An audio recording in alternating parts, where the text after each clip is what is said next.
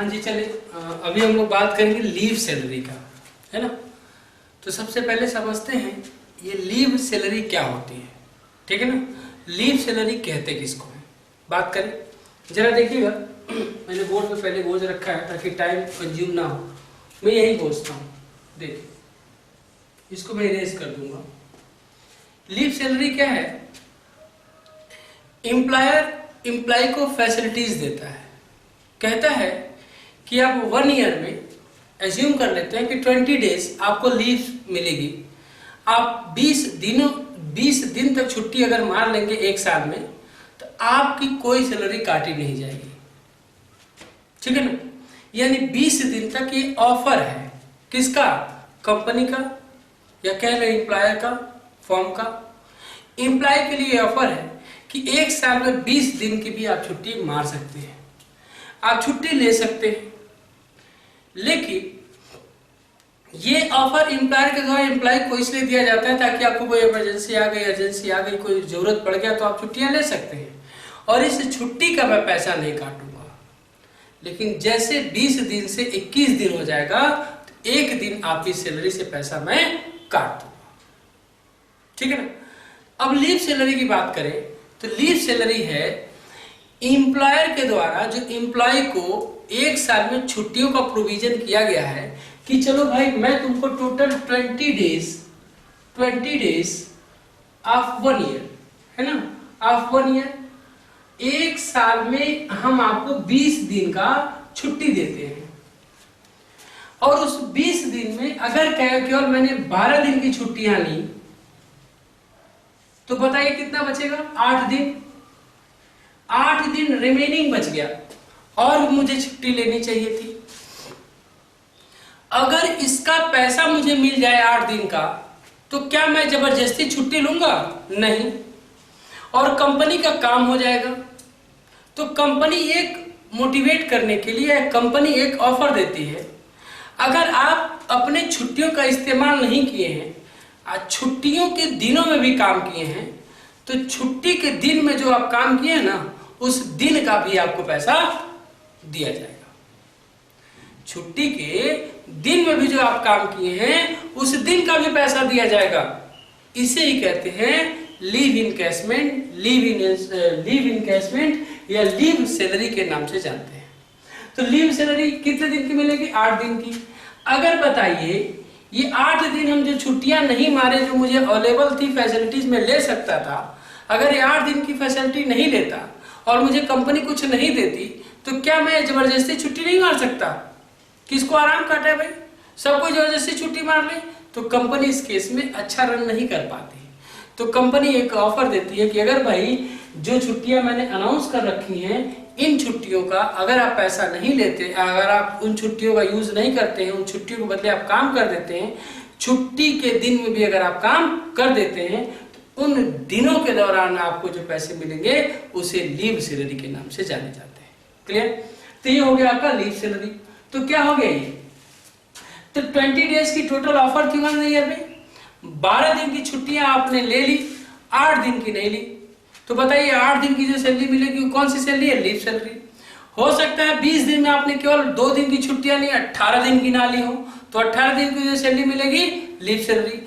हो सकता है 20 दिनों में आप 20 दिन की भी छुट्टी ना लिए हो तो 20 दिन की जो छुट्टी मिलेगी वो लीव सैलरी। क्लियर। तो 20 दिन की भी जो छुट्टी मिलेगी उसे हम लीव सैलरी के नाम से जानते हैं। तो लीव सैलरी क्या है, एम्प्लॉयर के द्वारा एम्प्लॉय को दिया जाता है ऑफर कि 1 साल में इतनी छुट्टियां आप ले सकते हैं। उन छुट्टियों में से छुट्टियों के दिन में हम छुट्टियों यूज नहीं करते, उन छुट्टियों के दिन में भी अगर हम काम कर लेते हैं तो उन जो ऑथराइज छुट्टियां हैं उन छुट्टियों को भी पैसे जो मिलते हैं उसे हम लीव सैलरी के नाम से जानते हैं। क्लियर। अब लीव सैलरी कितने दिन की मिलेगी, 8 दिन की। अगर यही 20 दिन में 10 दिन काम किया होता तो कितने दिन की मिलती, 10 दिन की। जरा देखें इसको, मैं यहाँ से इसको जो गोजा पाती है इसको मैं यहाँ से इरेज करता हूँ। लीव सैलरी आपको समझ में आ गई। आगे देखें, अब लीव सैलरी की जो बेनिफिट है वो 2 तरह से लिया सकता है, एक आफ्टर रिटायरमेंट और एक during the period, during the working period. Working period में भी ले सकते हैं इसका पैसा और रिटायर होते हैं तब भी पैसा ले सकते हैं। तो जो वर्किंग पीरियड में ले लेगा चाहे वो गवर्नमेंट एम्प्लॉय हो या नॉन गवर्नमेंट एम्प्लॉय हो, कोई भी एम्प्लॉय हो जाएगा, सबके लिए टैक्सेबल होगा। हुआ क्या, 2017-18 में, मान लेते हैं 2017-18 में मैं एम्प्लॉय हूं और मुझे ऑफर था कि आप 20 दिन की छुट्टियां ले सकते हैं। मैंने केवल 5 छुट्टियां ली, 15 छुट्टियां बचा हुआ है। अगले साल जाते जाते उस सैलरी के लिए मैंने एप्लीकेशन डाल दिया, अप्लाई कर दिया कि ये सैलरी मुझे चाहिए। तो क्या मैं 17-18 प्रीवियस ईयर का 18-19 में ले रहा हूं, और 18-19 में मैं काम अभी कर ही रहा हूं, लेकिन पिछले साल की सैलरी जो लीव सैलरी थी वो इस साल मैं ले रहा हूं।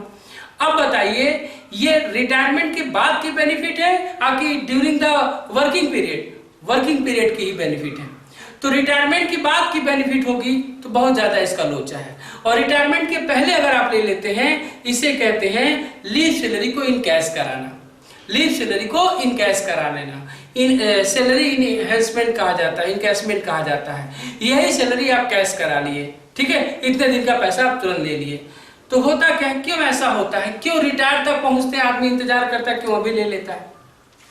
मान लीजिए मैं 30 साल पहले सैलरी स्टार्ट किया हूं, तो 30 साल पहले मेरी सैलरी कितनी रही होगी? 8,000, 10,000, 15,000 मान लेते हैं। और 30 साल बाद जानते हैं ये 15,000 का 50,000 रुपया हो गया है।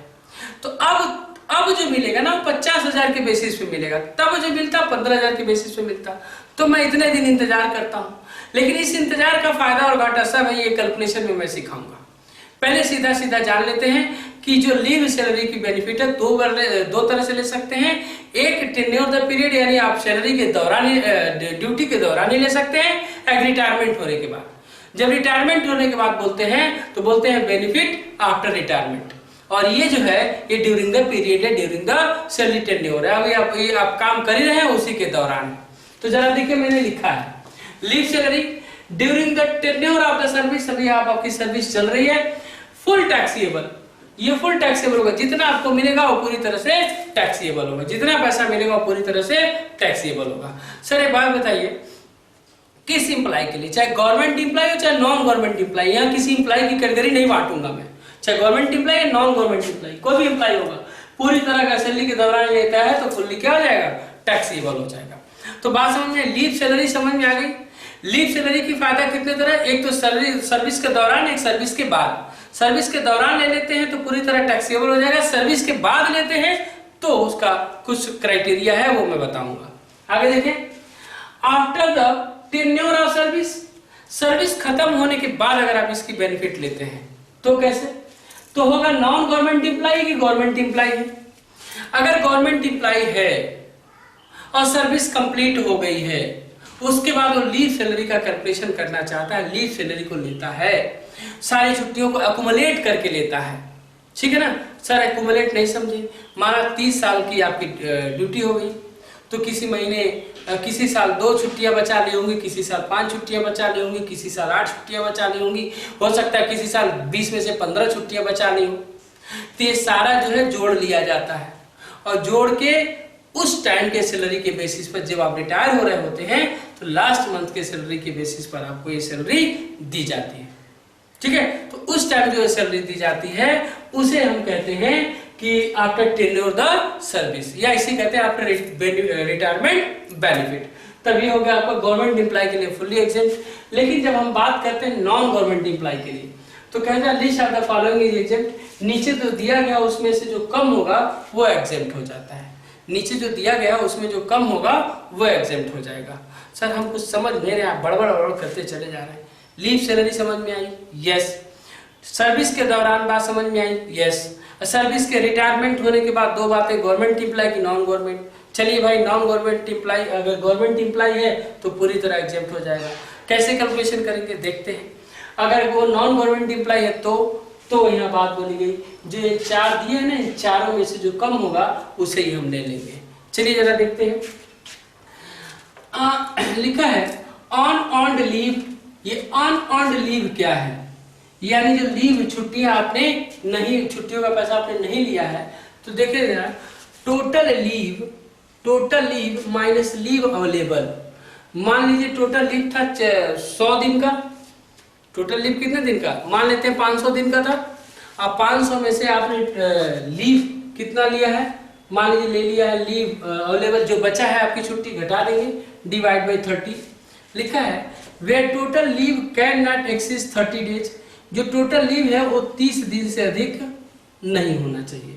जो टोटल लीव है गवर्नमेंट इसको दे दिया क्राइटेरिया कि भाई ऐसा है, टैक्स की क्राइटेरिया है कि जो टोटल लीव है वो 30 दिन से अधिक नहीं होना चाहिए for each completed year of service.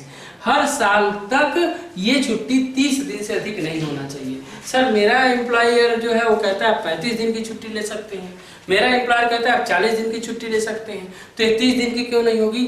माना गया है। क्या भाई?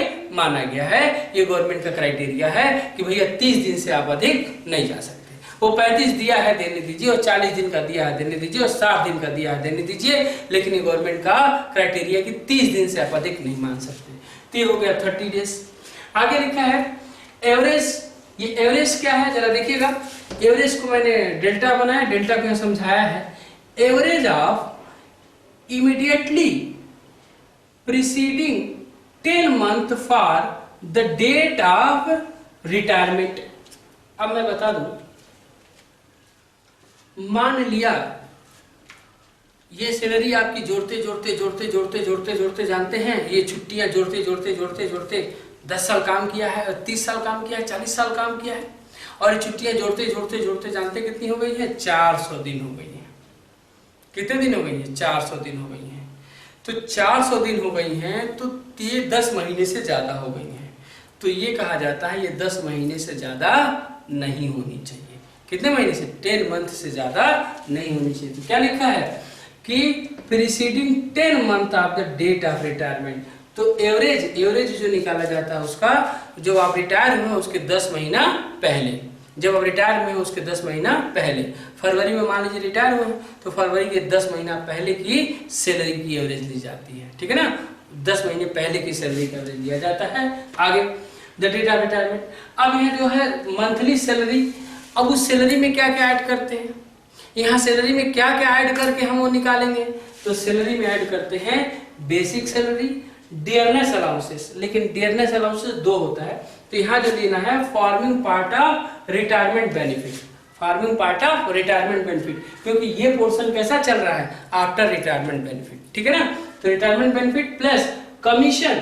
तो कमीशन जो होता है फिक्स्ड परसेंट ऑन टर्नओवर। जो कमीशन है वो तो कमीशन दिया जाता है ना एम्प्लॉय को कि आप इतना टर्नओवर करेंगे तो इतना परसेंट मिलेगा, फिक्स परसेंट ऑफ टर्नओवर। आगे आते हैं नोट। जो लीव सैलरी की जो होता है, leave encashment received by the legal higher. अगर मान लीजिए कोई पार्टनर है, कोई एम्प्लॉय है, वो डेथ कर गया, उसका लीगल हायर उसका पैसा लेता है, आप डिजीज एम्प्लॉय, तो उसको इज नॉट टैक्सेबल, वो टैक्सेबल नहीं होता है। यानी कह रहा leave encashment received by the legal higher, अगर लीव इनकैशमेंट उसका लीगल हायर पाता है फॉर अ डिजीज्ड एम्प्लॉय, मरे हुए कर्मचारी का लीगल हायर पैसा पाता है, इज नॉट टैक्सेबल, वो टैक्सेबल नहीं होता है। क्लियर है? तो चलिए कौन कौन सी तीनों चीजें हैं जो छूट मिलती है आपको? तो कह रहा है unearned leave into average into monthly salary, पहला। दूसरा 10 into average monthly salary, 10 into average monthly salary निकालने के लिए मैंने बताया। और तीसरा है 3 lakh less amount exempt earlier, 3 lakh less amount exempt earlier. और अगला है लीव इनकैशमेंट एक्चुअली रिसीव, जो एक्चुअल में पाया है। इन चारों चीजों में जो कम होगा, है ना, जो कम होगा फॉलोइंग इज एग्जेम्प्ट, जो इन चारों में कम होगा वह एग्जेम्प्ट हो जाएगा। और जितना टोटल में से, एक्चुअल में से जितना एग्जेम्प्ट हो जाएगा छोड़ के जो बचेगा वो पोर्शन टैक्सेबल हो जाएगा।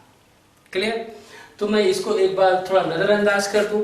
मैं बता रहा हूं, मैं न्यूमेरिकल नहीं लगा रहा, मैं दीनदयाल उपाध्याय यूनिवर्सिटी और सिद्धार्थनगर यूनिवर्सिटी की बात कर रहा हूं।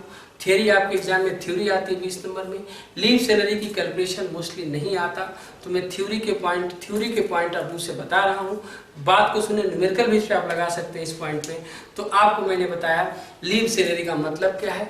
लीव सैलरी का मतलब है छुट्टियाँ जो मुझे अथोराइज हुई हैं, उन छुट्टियों के बदले भी अगर हम काम करते हैं तो छुट्टियों के बदले जितना काम करते हैं उसका मिला हुआ पैसा। अब वो पैसा आप दो तरह से ले सकते हैं, या तो अपने ड्यूटी के दौरान ही ले सकते हैं या तो रिटायरमेंट होने के बाद ले सकते हैं।